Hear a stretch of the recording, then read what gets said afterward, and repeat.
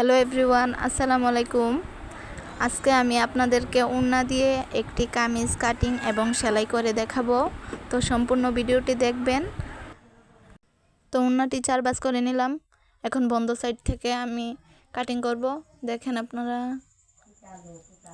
তো আমি গলার মাপ নিয়ে নিলাম আর মূলের মাপ নিলাম। এখন বডির মাপ নেব। তো আপনারা আপনাদের বডি অনুযায়ী নাপ নিয়ে নেবেন। এখন দেখেন সাইড পাড়ার অংশ আমি নিলাম 13 ইঞ্চি। সম্পূর্ণ জামা কাটিং করলাম। এখন সামনের গলাটা আমি কাটিং করব।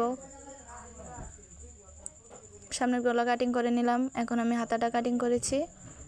তো গলার যে সেলাই করার জন্য পট্টিটা আমি কাটিং করে নিলাম। এটা পেছনের গলার পট্টি। তারপর আমি সামনের গলার পট্টিটা আবার কাটিং করে নেব সেমভাবে।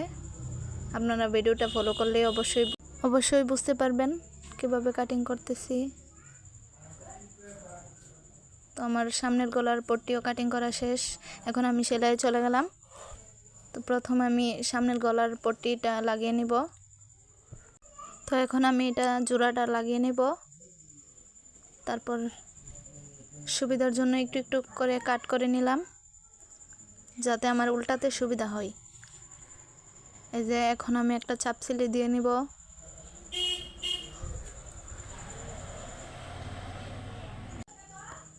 তো এখন সুবিধার জন্য একটা ভাঙ্গা দিয়ে আগে সেলাই করে নিলাম।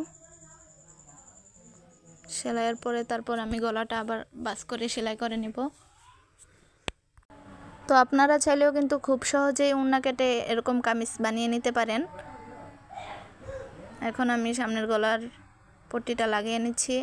আপনারা হাতের কাজ করেও কিন্তু লাগাতে পারেন। আমি সেলাই দিয়ে দিচ্ছি। ভিডিওটি অবশ্যই আপনারা স্কিপ না করে দেখবেন, তাহলে সব কিছু সহজভাবে বুঝতে পারবেন। সামনের গলাটা সেলাই করলাম। এখন সমান করে নিচ্ছি। এবার আমি পেছনের গলাটা সেলাই করে নিব। তো আগে একটা সেলাই করে জোড়া লাগিয়ে নিলাম। সেমভাবে একটু একটু করে কাট করে নিব।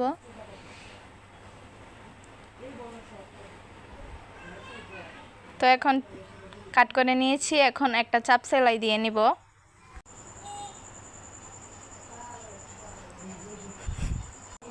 আগে একটা ভাঁজ দিয়ে সেলাই করে নিলাম।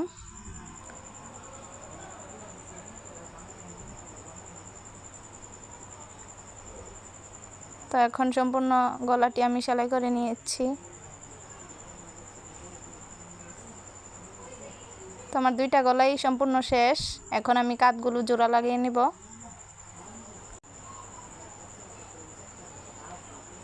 অবশ্যই আপনারা ডাবল সেলাই দিয়ে নেবেন।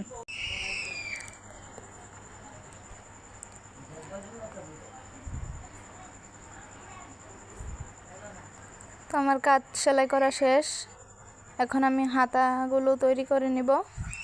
হাতার মুহুরিটা ডাবল ভাঙ্গা দিয়ে সেলাই করে নিলাম।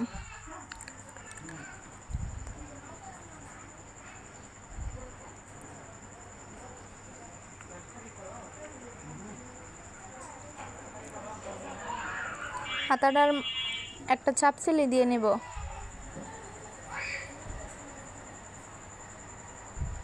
সেমভাবে আরেকটি হাতা সেলাই করে নিচ্ছি।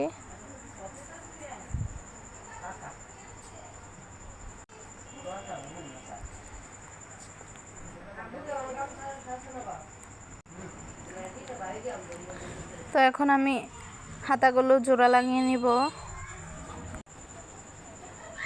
তো একটু একটু করে সমান করে আমি লাগিয়ে নিচ্ছি।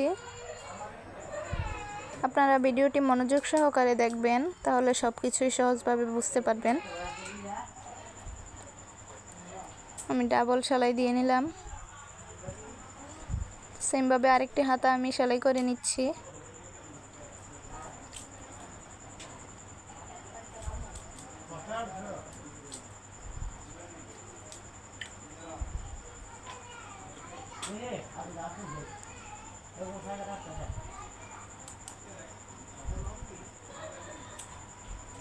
তো আমার হাতাগুলো লাগানো শেষ প্রায়। এখন আমি বডি সেলাই করে নিব। তো আমি উপরে নিলাম 18 ইঞ্চি, মাঝখানে নিব 16, তো সাইড ফাড়ার অংশটা আমি 13 ইঞ্চি নিছি।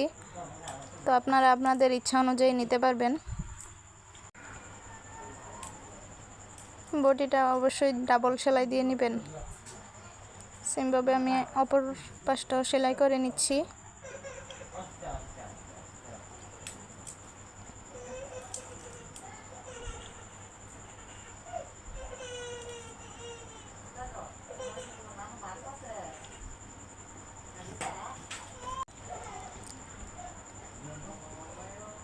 তো আমার জামাটা আমি বাস করে নিচ্ছি।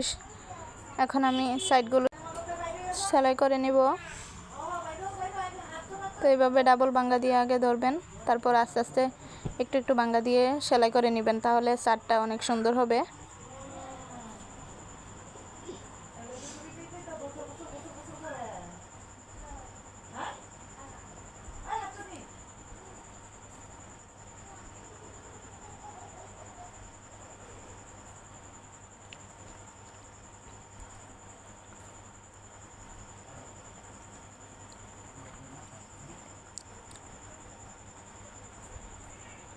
তো এখন আমি একটা চাপ সেলাই বসিয়ে নেব।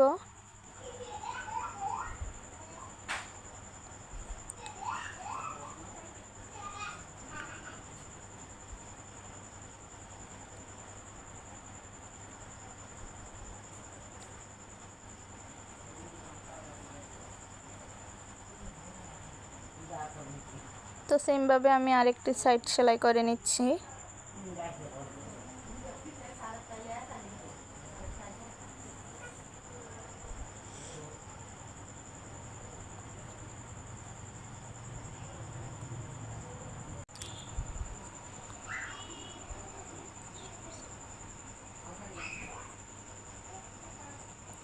তো এই পাশেও চাপ সেলাই দিয়ে নিব।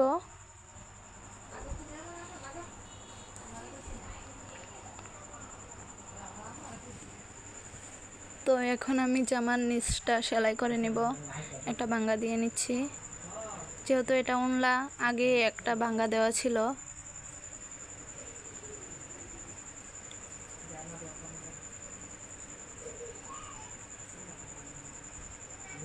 তো অপর দিকটাও সেলাই করে নিচ্ছি।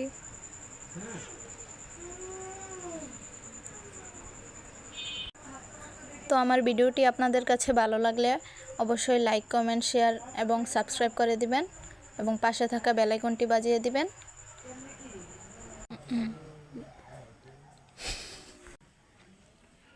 তো এই যে আমার জামার ফাইনাল লুক কেমন হয়েছে আপনারা কমেন্টে জানিয়ে দিবেন। ওকে, আল্লাহ হাফেজ।